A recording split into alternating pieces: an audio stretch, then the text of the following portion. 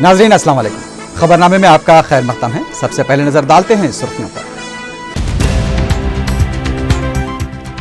रुकन पार्लियामेंट कड़पा जगन मोहन रेड्डी की दरखास्त जमानत सुप्रीम कोर्ट में मुस्तरद। 31 मार्च 2013 तक तहकीकात मुकम्मल करने सीबीआई को हिदायत।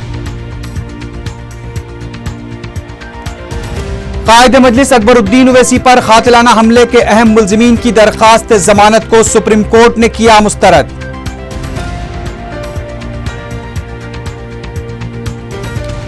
वक्फ और अक़लियती अराज़ियात के तहफ़्फ़ुज़ के लिए महकमे माल से ताउन करने कलेक्टर्स को वज़ीर माल रघुवीरा रेड्डी की हिदायत।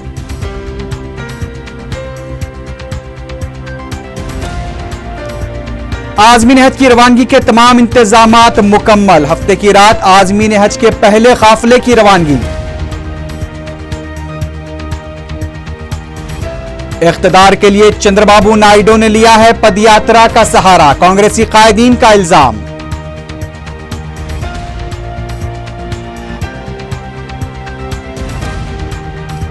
ईद उल अजहा से कबल शर पसंदों की शरंगेजी, शमसाबाद में बड़े जानवर छीन लेने का वाकया।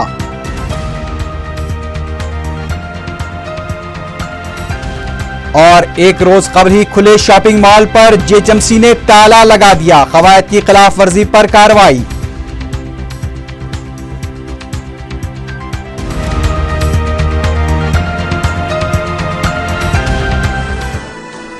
सुर्खियां आपने देखी है, बढ़ते हैं खबरों की तफसील की जानिब।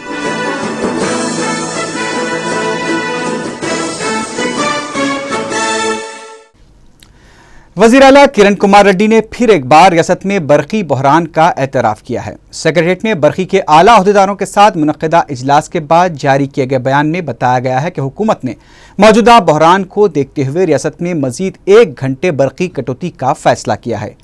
बयान के मुताबिक चीफ मिनिस्टर ने बरकी बहरान से निपटने के लिए एपी ट्रांसको को 600 करोड़ रुपए जारी करने के लिए महकमे फाइनेंस को हिदायत दी है। इसके अलावा सोलार और विंड के जरिए बरकी पैदावार को यकीनी बनाने के लिए ओहदेदारों को सिफारिशात रवाना करने की भी हिदायत दी गई है। रुकन पार्लियामेंट कड़पा जगन मोहन रेड्डी की दरखास्त जमानत को सुप्रीम कोर्ट ने मुस्तरद कर दिया है। जस्टिस आफताब आलम और जस्टिस रंजना प्रकाश देसाई की बेंच ने जगन की दरखास्त जमानत की समाअत करते हुए सीबीआई के वकला की दलाइल से इत्तेफाक किया और जगन की दरखास्त को मुस्तरद कर दिया। ताहम अदालत ने सीबीआई को अपनी तहकीकात 31 मार्च 2013 से कबल मुकम्मल करने की हिदायत दी है। अदालत ने जगन मोहन रेड्डी को यह भी हिदायत दी है कि सीबीआई की तहकीकात मुकम्मल होने तक जमानत के लिए रुजू न हो। अब जगन मोहन रेड्डी के मजीद 6 महीने तक जमानत पर रिहाई के इम्कानात मौहूम नजर आते हैं।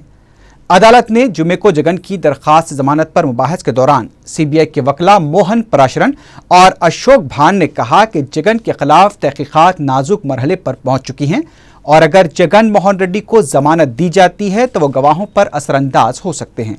सीबीआई ने अदालत में उन इदारों की फहरिस्त भी पेश की जिन्होंने जगन की कंपनियों में सरमायाकारी की थी। सीबीआई के वकला ने अदालत को यह भी बताया कि जगन के असासजात की जारी तहकीकात में कई बासर सियासी कायदीन के खिलाफ भी मुख्तलिफ जावियों से तहकीकात की जा रही हैं। सीबीआई के वकला का कहना था कि मॉरिशस से लग्जमबर्ग के जरिए रकम मुंतकली की भी तहकीकात की जा रही हैं। सीबीआई के मुताबिक जगन मोहन रेड्डी ने सिंदूर, भारती और पेन्ना सीमेंट में सरमाकारी के लिए दबाव डाला था। सीबीआई ने अपनी चार्जशीटों के हवाले से बताया है कि जगन मोहन रेड्डी की 3000 करोड़ रुपयों से जायद की गैर कानूनी जायदादों की निशानदही की गई है। सीबीआई ने मजीद तहकीकात के लिए अदालत से वक्त तलब किया, जिस पर अदालत ने सीबीआई को 31 मार्च 2013 तक तहकीकात मुकम्मल करने की हिदायत दी। दरखास्त जमानत पर बहस के दौरान जगन के वकील गोपाल सुब्रमण्यम ने जगन की गिरफ्तारी को गैर कानूनी करार देते हुए कहा कि सीबीआई ने अब तक जगन के खिलाफ कोई ठोस सबूत पेश नहीं किया है। उनका कहना था कि जगन की जमानत की सीबीआई की जानिब से मुखालिफत किया जाना मुनासिब नहीं है। जगन की दरखास्त जमानत मुस्तरद हो जाने से वाईएसआर कांग्रेस पार्टी के हामियों ने मायूसी फैल गई है। मुकदमे की समाअत के दौरान सीबीआई के ज्वाइंट डायरेक्टर लक्ष्मी नारायण भी सुप्रीम कोर्ट में मौजूद थे। उधर वाईएसआर कांग्रेस पार्टी ने जगन की दरखास्त जमानत को सुप्रीम कोर्ट की जानिब से मुस्तरद किए जाने पर मुहतात रद्दअमल का इजहार किया है। मीडिया से बात करते हुए पार्टी के सीनियर लीडर अंबाटी रामबाबू ने कहा कि कानूनी माहिरीन से सलाह मशवरे के बाद अदालत के फैसले पर नजरसानी की दरखास्त दाखिल की जाएगी। उन्होंने कहा कि इंसाफ मिलने तक कानूनी जिद्दोजहद जारी रहेगी। अंबाटी रामबाबू ने इल्जाम लगाया कि जगन मोहन रेड्डी की जमानत को रोकने के लिए कांग्रेस, तेलुगु देशम और सीबीआई एक हो चुके हैं। उन्होंने कहा कि जगन ने कोई गलती नहीं की है, सिर्फ सियासी साजिश के तहत जगन को फंसाने की कोशिश की जा रही है। अंबाटी रामबाबू ने कहा कि वैएसआर खानदान के खिलाफ की जा रही साजिशों का अवाम ही जवाब देंगे। ఎందుకంటే వాస్తవాలని ఎవరు దాయలేరు, నిప్పుని కూడా కొంగున మూట కట్టుకుంటే అది కూడా బయటకు వస్తుంది. అదే జరుగుతుంది. వాళ్ళ తెలుగుదేశం కాంగ్రెస్ కుట్రలు ఇవన్నీ కూడా బహిర్గతమవుతున్నాయి, బట్టబయలవుతున్నాయని మనం చేస్తున్నాం. రెడ్డి గారు లోపల ఉన్నప్పటికీ కూడా ఈ పార్టీ ముందుకు సాగుతుంది. ఎవరు ఏమీ సందేహపడవలసిన అవసరం లేదు. తెలుగుదేశాన్ని, కాంగ్రెస్ పార్టీని తునాతునకలు చేసేంత వరకు కూడా कायदे मजलिस अकबरुद्दीन ओवैसी पर कातिलाना हमले के मुलजिमीन की दरखास्त जमानत को सुप्रीम कोर्ट ने मुस्तरद कर दिया है। जुमे को सुप्रीम कोर्ट में मुकदमे की समाअत के दौरान अदालत ने मुलजिम नंबर 1 मोहम्मद पहलवान के अलावा यूनुस याफई और मुनव्वर इकबाल की दरखास्त जमानत को मुस्तरद कर दिया, जबकि अदालत ने हसन याफई, अब्दुल्ला याफई, अवध याफई, ईसा याफई और सैफ की जमानत को मनसूख करते हुए उन्हें पुलिस के सुपुर्द हो जाने की हिदायत दी। वाज़ेह है कि 30 अप्रैल 2011 को कायदे मजलिस अकबरुद्दीन ओवैसी पर लैंड ग्रैबर्स की एक टोली ने हमला कर दिया था। इस मुकदमे के सिलसिले में पुलिस ने 14 अफराद को गिरफ्तार करते हुए उनके खिलाफ मुकदमा दर्ज किया था। रियासती वजीर माल रघुवीर रेड्डी ने रियासत के तमाम कलेक्टर्स और जॉइंट कलेक्टर्स को हिदायत दी है कि वक्फ और अक़लियती अराजियात के तहफ़्फ़ुज़ के लिए महकमे माल के साथ मुकम्मल ताउन करें। सेक्रेटरीट में कलेक्टर्स और जॉइंट कलेक्टर्स की वीडियो कॉन्फ्रेंस से खिताब करते हुए रघुवीर रेड्डी ने कहा कि महकमे अक़लियती बहबूद में अमले की कमी की वजह से मुश्किलात दरपेश हैं, इसलिए हमारी जिम्मेदारी है कि इन अराजियात के तहफ़्फ़ुज़ को यकीनी बनाएं। वज़ीर माल ने बताया कि अराजी तकसीम के 6वें मरहले का 1 नवंबर से आगाज़ होगा और इस मरहले के तहत 1 लाख एकड़ अराजी की तकसीम अमल में आएगी। रघुवीर रेड्डी ने कलेक्टर्स को इस सिलसिले में मुमकिना इक़दामात करने की हिदायत दी।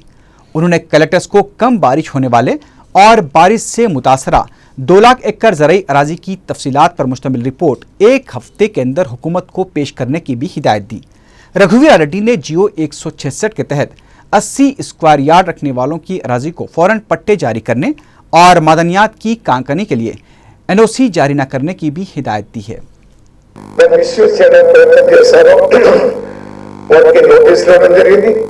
ఇప్పటికే దాదాపు 25-30 ఎకరాల భూమిని కూడా వాళ్ళు వెనక్కి తీసుకున్నారు. రెవెన్యూ డిపార్ట్మెంట్ నుంచి కూడా నేరుగా కలెక్టర్లుగా మీరు నేరుగా అప్పచెప్పినటువంటి భూములు ఏవైతే ఉన్నాయో వాటి గురించి కూడా మీరు ఎంతవరకు చేస్తారు, మీరు అటువంటి భూములని సద్వినియోగమైనాయా లేదా, పెద్ద పెద్ద కంపెనీలకు, ఫ్యాక్టరీలకు, ఇతరత్ర ఇచ్చినటువంటి వాటికి సంబంధించి కూడా రియాక్షన్ ఫ్రమ్ యూ. అండ్ మొన్న మనం రెవెన్యూ సదస్సులు నిర్వహించినప్పుడు అజెండాలో ఐటమ్ లేకపోయినా బనియన్ గ్రౌండ్స్ గురించి విపరీతమైనటువంటి డిమాండ్ వచ్చింది, చాలా గ్రామాల్లో వచ్చింది. వాటిని అక్కడ ఉన్న ప్రభుత్వ భూములు ఏమైనా ఐడెంటిఫై చేస్తారా, వాటి ఏ విధంగా చేద్దాం, లేకపోతే ఆ బనియన్ గ్రౌండ్స్.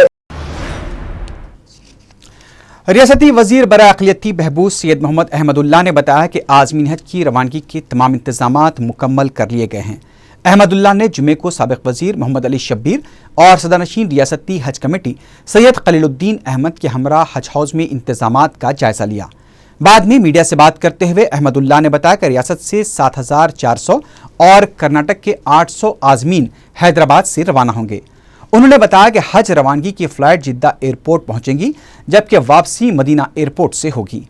अहमदुल्ला ने हज हाउस में किए जा रहे इंतजामात पर इत्मीनान का इजहार किया।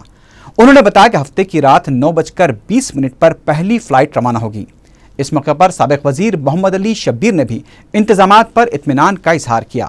मोहम्मद अली शब्बीर ने बताया कि हज के लिए फ़्लाइट्स 6 अक्टूबर से 19 अक्टूबर तक चलाई जाएंगी।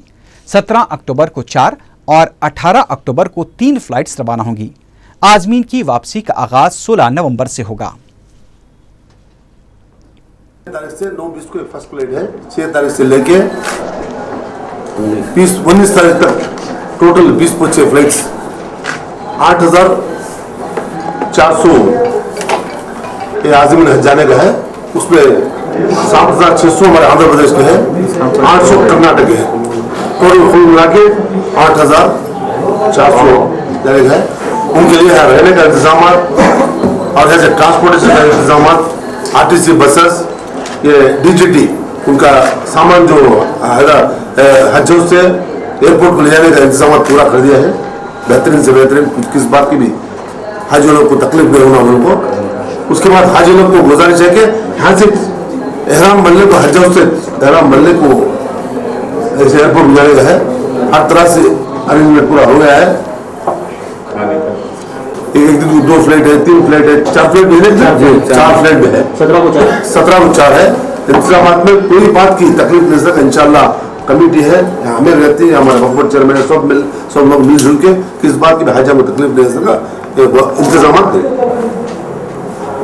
यहाँ से। लेकिन ये बड़ा अहम बात है कि यहाँ से लास्ट ईयर बिफोर ईयर एहराम हुआ मंदिर नहीं हुआ, लेकिन आज ये इस साल है तो एहराम हज से बने जाना और रिटर्न जर्नी मदीना से हैदराबाद जाने डब्बो यहाँ से जिद्दा, रिटर्न जर्नी मदीना से लेको हैदराबाद। लगेज लेने में भी जो हाजिया को गुजारिश है लिमिटेड लगेज ले आना, लेकिन लगे तो सहूलत रहती है, अच्छी बात है। सदर तेलुगुदेशम चंद्रबाबू नायडू की आपके लिए आ रहा हूं पदयात्रा जुमे को चौथे दिन में दाखिल हो गई। अनंतपुर के तरकलापट्टनम से चंद्रबाबू नायडू ने अपनी पदयात्रा का आगाज किया। पदयात्रा के दौरान चंद्रबाबू नायडू ने मुख्तलिफ मकामात पर तलबा और किसानों से मुलाकात करते हुए उनके मसाइल की समाअत की। चंद्रबाबू नायडू ने तलबा और किसानों को यकीन दिलाया कि तेलुगुदेशम उनके मसाइल की यकसुई के लिए जिद्दोजहद को जारी रखेगी। चंद्रबाबू नायडू ने कांग्रेस हुकूमत को तनकीद का निशाना बनाते हुए कहा कि मौजूदा मसाइल के लिए हुकूमत ही जिम्मेदार है।